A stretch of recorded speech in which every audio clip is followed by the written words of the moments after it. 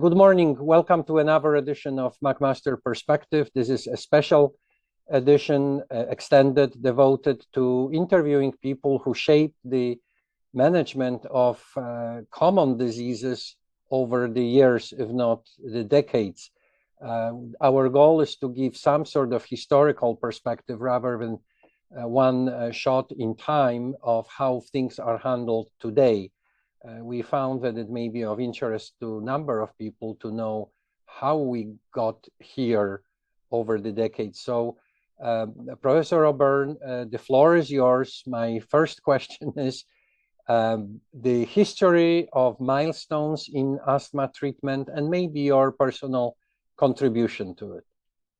Yeah, good morning, Roman, and thanks for this opportunity. I'm actually looking forward to discussing this historical perspective on how asthma management has changed. And it has changed extraordinarily, very dramatically, particularly over the past 10 years. But to sort of put some of this into context, I think I'm going to have to start maybe 30 years ago, around the time when I was first getting interested and involved in studies looking at the optimal way to manage patients with asthma. And at that time, the focus was very much on medications, drugs that caused bronchodilation, that relaxed airway, smooth muscle, opened up the airway, and rapidly improved symptoms. And the major class of these drugs were inhaled beta-2 agonists, but another type, although acting pharmacologically quite different, was theophylline, which was given orally.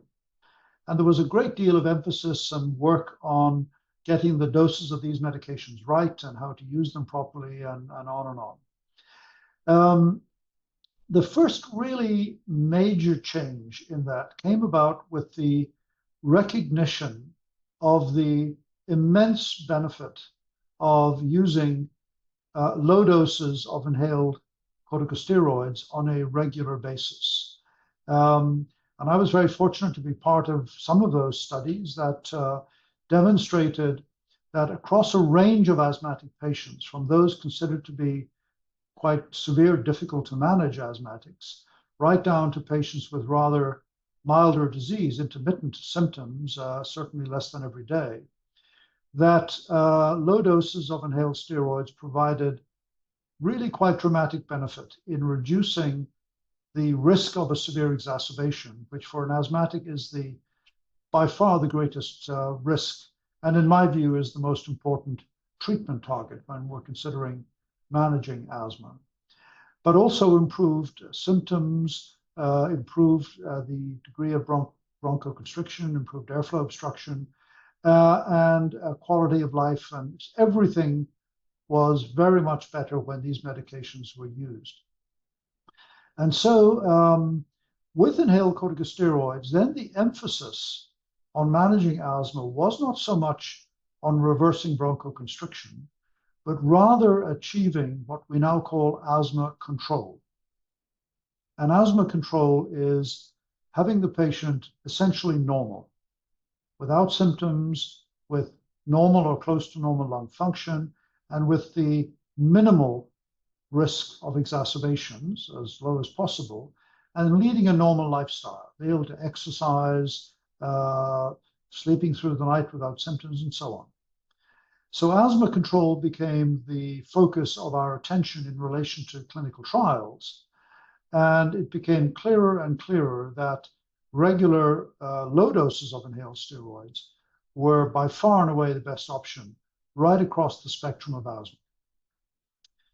The next realization, and I think innovation, occurred in the early 1990s with the introduction of inhaled beta-2 agonists, but which had a longer duration of action than the previously available drugs. And medications were developed that contained both an inhaled corticosteroid and one of these long-acting inhaled beta-2 agonists. We call them, the acronym is LABAs.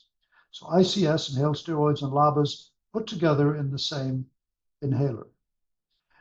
And the evidence began to accumulate that for patients who were not really well controlled on low doses of inhaled steroids, switching to a combination inhaler was a better choice than continuing to increase the dose of inhaled steroids.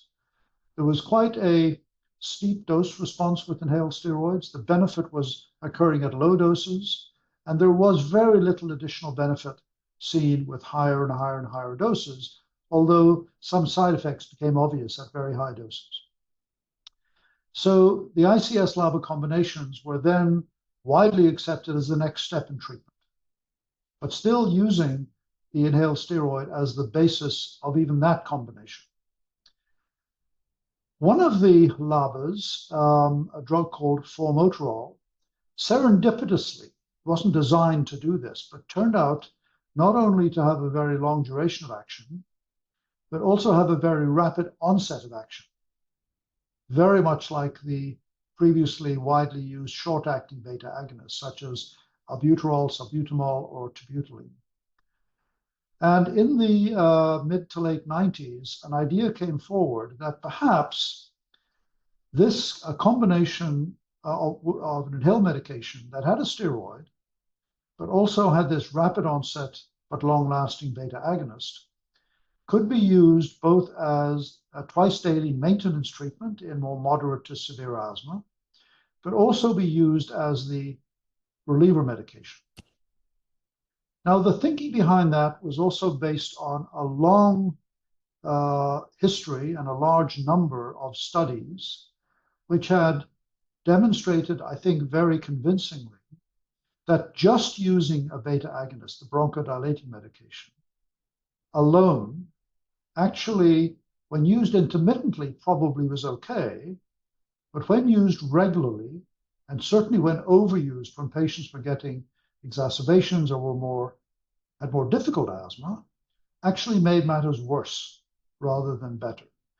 And my lab provided some evidence to show that, in fact, in the right circumstance, regular use of these SABAs, short-acting beta agonists, could actually enhance the airway inflammatory response rather than reduce it, which is what inhaled steroids did. And studies had associated the overuse of SABAs with really bad outcomes, such as severe exacerbations and even more concerningly with asthma deaths. So putting all that together, the emphasis began to move quite quickly away from using any monotherapy with a beta agonist to drugs that had the beta agonist, the long-acting beta agonist now at this point, but with a steroid. And when they're in the same inhaler, you cannot take one without getting the other.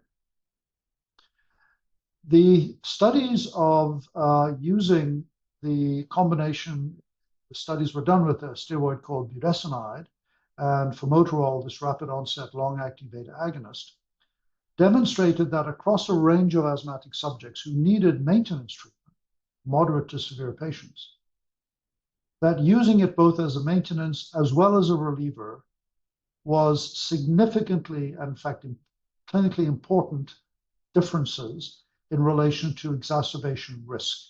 It reduced the exacerbation risk by somewhere in the range of 30 to 50%, depending on the severity of asthma. And so that was the next major change in asthma management, was to say, if you're going to use a combination as a maintenance, you probably should also use this particular combination as your reliever medication. Now, around that time, in the early 2000s, so probably, what's that, more than 20 years ago, the very first of the biological approaches to treating asthma began to be studied. The first of these was a drug called omalizumab that works by binding to immunoglobulin E, IgE, and was shown to be effective in patients with severe asthma, but who had a history of allergy and had elevated levels of IgE. And it was effective in reducing exacerbation risk by about 50% when compared to placebo. It was approved about 15 years ago, maybe 18 years ago now, as the first of the biologics. And then the era of biologics really started to ramp up. That was followed by an approach to target eosinophilia in asthma. And that was done by directing an attack on the cytokine, the protein that's really important in eosinophil maturation, development, and survival, which is interleukin-5. An antibody was developed that bound to interleukin-5. We now have 2 of those on the market that, by binding to IL-5, stop it engaging with its receptor. And we have an antibody that binds directly to the IL-5 receptor, therefore stopping engagement of the ligand to the receptor. These went through big clinical trials. In fact, our lab here in Hamilton was really influential in the very first of these, showing benefit in patients with very severe prednisone-dependent asthma. And we now have 6 biologics available in Canada and in many parts of the world, which target not only IL-5, IgE, which are the ones I've already mentioned, but now target other aspects of what we have come to call T2 high airway inflammation, inflammation driven by cytokines released from T2 cells. That's IL-4 and IL-13. There's an antibody binds to that receptor, and then most recently, an antibody that binds to a protein released by the airway epithelium called TSLP, thymic stromal lymphopoietin, which again is upstream of the inflammatory events and is probably no direct comparisons yet, but maybe the most effective of these antibodies yet developed. And once again, our lab here in Hamilton did the very first study to show any benefit in asthma with that particular antibody. So for severe asthma, we now have approaches that suggest the patient should be on a combination inhaler, probably both as a maintenance and a reliever medication. There is benefit in adding an anticholinergic, such as tiotropium, if asthma is not fully controlled, so triple therapy for asthma, and then a range of biologics that we can potentially use, mostly directed at, as I say, T2 high severe asthma. These are patients with eosinophilia in the blood and in the airway.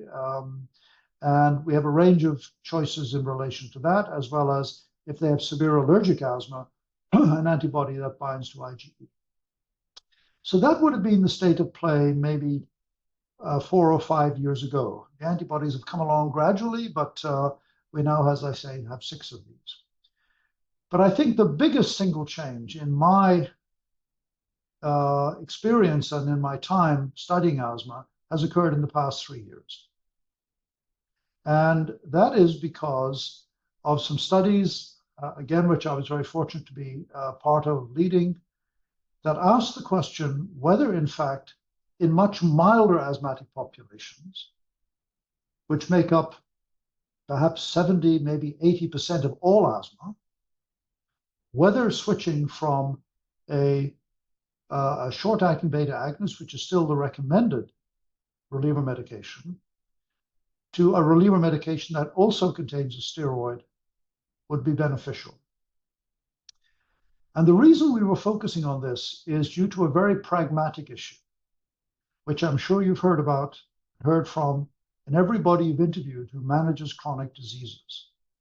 And that issue is adherence with regular therapy, particularly in diseases where the patient is asymptomatic a lot of the time, such as hypertension and asthma.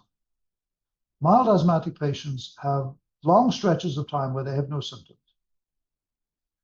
They are, as a population, still at risk of exacerbations. Lots of evidence now to say that the risk of an exacerbation for a very mild asthmatic, intermittent symptoms every maybe a couple of days a week, or if they're out in the cold weather or very hot, humid weather and so on. But the risk in that population is about 20% per year. So about 1 in 5, even very mild asthmatics, will get an upper respiratory viral illness, which is the commonest trigger, and get a severe exacerbation. They are poorly adherent, very poorly adherent with daily inhaled steroids, which reduces the risk of this exacerbation very dramatically. And so we argued maybe we could, instead of suggesting daily maintenance steroids, which the patients will use, rather give the steroid associated with the reliever medication. So every time they take a reliever, they get some steroid. And of course, during an exacerbation, these gradually develop over 5, 6, 7 days. There's increasing reliever use during that time, so increasing doses of steroids would be given.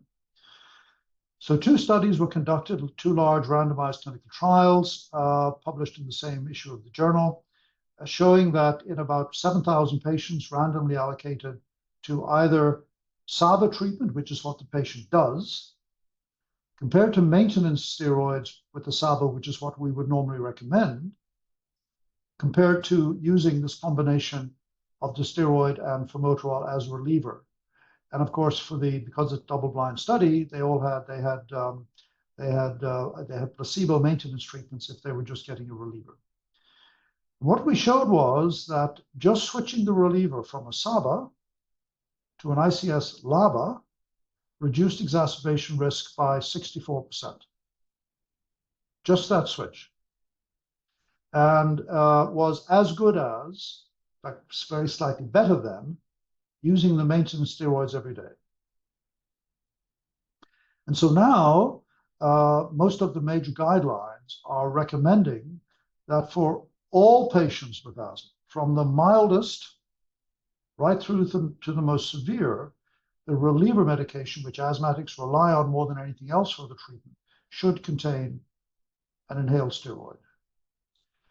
The final thing I'll say, and then maybe you'll ask me another question or we can move on, Roman, is that just a few months ago, there was a study published in the New England Journal of Medicine from some colleagues in Europe and in the United States, showing that a reliever that contained even a short-acting beta agonist, in this study it was albuterol or salbutamol, with a steroid, budesonide, was significantly better than the albuterol alone in exactly the same way. The magnitude of the effect wasn't quite as good, but there are no direct head-to-head comparisons yet. But still, there was about a 26% reduction in exacerbation risk just by switching your reliever from one with the SABA only to an ICS SABA combination. Well, it's quite a tour de force. Some questions did came to my mind. The first one would be the threshold for using biologics. What does it depend on? I presume you are not starting from it, obviously. So at the present time, the biologics are confined to patients who have severe asthma, and that's defined mostly as having high exacerbation risk, by having at least one, and for some of the biologics, 2 severe exacerbations in the previous 12 months. And the only known risk of subsequent exacerbation is previous exacerbation in asthma. So if they've had 1 or 2, they're at a higher risk of getting another exacerbation. And secondly, have evidence that there's still T2 high inflammation in their airways. And that's mostly measured by increased levels of blood eosinophils.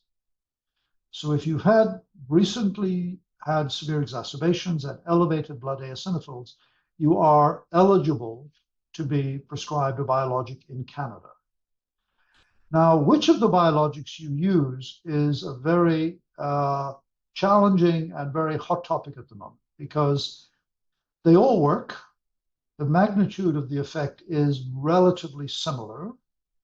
But one of them, for example, has also been demonstrated in well-designed trials to work in other diseases that are comorbid with asthma, such as severe atopic dermatitis or rhinosinusitis and nasal polyposis. So if a patient has one of those, then you might choose one of these drugs, or dupilumab, which blocks the IL-4 receptor alpha. If patients have a very high blood eosinophil count, which some do, you might consider one of the biologics that is very effective at completely eliminating blood eosinophils. The best at that is a drug called benralizumab, which binds to the IL-5 receptor alpha. The most recently approved drug, tezepelumab, is the only one of these 6 that has been shown, again, in well-designed large clinical trials, to have benefit even in patients who do not have elevated blood eosinophils. So if you like, T2 low severe asthma. So I think we're still learning a little bit about just how effective it is in that population. But if patients are having frequent exacerbations, but don't have any evidence of elevated blood eosinophils, it's at least feasible to consider using tezepelumab in that patient population. Question becomes, though, would it make any sense to start using these biologics earlier on in the progress of the disease, if you like? And those are studies actually just currently being designed, and hopefully in the next few years we'll have some much better information about that.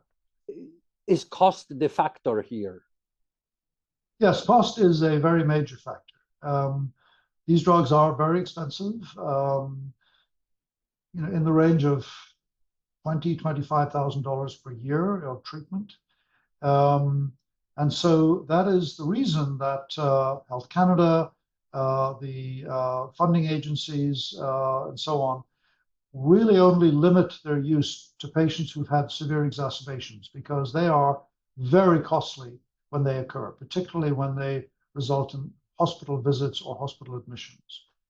Right. And are there prerequisites in terms of other medications being used before considering those? Yes, there are. So the patients should have been on what would be previously considered to have been the optimal treatment for severe asthma, which is ICS-LABA combination. I must say many of us will only use them in patients who are on triple therapy, ICS-LABA with the LAMA, and still at exacerbation risk who have poor control and elevated blood eosinophils. The other therapeutic concern, of course, are patients who require oral corticosteroids for asthma control. And if patients are on prednisone daily or alternate daily, then the biologics are considered as a reasonable option. Any room for theophylline or leukotriene inhibitors? No, theophylline doesn't have a place, well, very, very, very limited place. I mean, there are occasional patients, I'm told, who are started on theophylline with very severe asthma. There's no evidence it's of any real benefit in that population. Leukotriene receptor antagonists still used reasonably frequently in children with asthma. That is because childhood asthma tends to be more allergic, have a more allergic diathesis than adult asthma. Children get worse symptoms during the pollen season or are exposed to pets and so on. And anti-leukotrienes are quite effective in reducing symptoms when patients are exposed to allergens. It's an oral once-a-day medication, and it's not a steroid. And so parents are very often anxious about starting their children on even low-dose once-daily inhaled steroids. Right. Well, that's quite an amazing field which you presented to us. So my final question is it really possible to achieve full control and normal life for almost all patients with asthma? Yes, absolutely. It certainly is. It does require, most importantly, the patient is adherent with their inhaled medications. And when patients are poorly controlled, in my clinical experience, it's by far and away the main reason is that patients just are very poorly adherent, or they will use the medication only when they start having symptoms and then don't use it for long stretches of time, and then symptoms recur. Inhaled steroids have changed the field completely in asthma management. There's no question of that. I had an opportunity just recently, actually, at the MIRSA meeting in Krakow, just earlier this year, to speak to a couple of my colleagues in intensive care medicine who work here at McMaster University, because I was speaking at the time about severe exacerbations. And it was my sense that the risk of patients presenting to the intensive care unit with acute severe asthma requiring intubation mechanical ventilation or other very invasive approaches to manage them has almost completely disappeared. When I was in training, it was a weekly occurrence. And I think we can say, that's 30 years, but it is extraordinary how the regular use of inhaled steroids have completely changed the field in relation to asthma control. There are patients, no doubt about it, who are adherent and who are not well controlled. And really, they are the patients in whom the biologic should be reserved for. Well, I want to congratulate you on your own contribution to it and to this sea change in medicine. I agree, this intubated asthma patients almost disappeared, and that's a major success story. Professor Robern, I would like to finish by asking a more specific clinical question. Recently, I ran through an article in which people were trying if beta blockers could be of use therapeutically or preventively in patients with COPD. It's kind of put on its head everything what I learned for last 40 years. What is your approach to patients who have asthma and who need beta blockers these days? That's an excellent question, and a clinical conundrum that occurs fairly frequently, actually, because of the added value of beta blockers in so many ways, and the fact that asthma is a very common condition. So these two things intersect quite frequently. And when I have a discussion with the patient, or very often the patient's physician, about whether or not beta blockers should be used, I think what is necessary is, first of all, an understanding that the risk of beta blockers is that even the most selective beta blockers used for cardiovascular disease or tremor or so forth still have some, albeit small, lack of selectivity for the beta-2 receptor. And the beta-2 receptor is what's needed for beta agonists to cause bronchodilation in asthma. And so the risk perceived, and I think occasionally real, of the use of beta blockers are in patients who have very poorly controlled asthma, who are relying on their beta agonist for symptom relief and for bronchodilation, and in which the beta blocker is preventing at least part of that benefit being achieved. So before I will give advice about the beta blocker, my first thought is this patient's asthma well controlled? Is their need for a beta agonist essentially minimal or virtually non-existent? Is their lung function normal? And that's the majority of asthmatics, quite frankly. And so if that's the case, then I talk to the patient and often call the physician and say, I think the beta blocker can be used. I think it can be used safely, but the patient must understand what the risk is. And the risk is, as I say, if you start needing to use frequent beta-2 agonists, that you may not get the full benefit from their use. The second thing is relating back to a comment I made a little earlier in our discussion, Roman, and that is that the reliever medication should also have a steroid. And so I will emphasize that to the patient, that you do not rely on a short-acting beta agonist alone, that you have a long-acting beta agonist or even a short-acting beta agonist, but with a steroid from the same inhaler. So far, that approach has worked very well. The conundrum really comes about when you have a patient who has very unstable and severe asthma, but also unstable coronary artery disease or something else where a beta blocker would be indicated.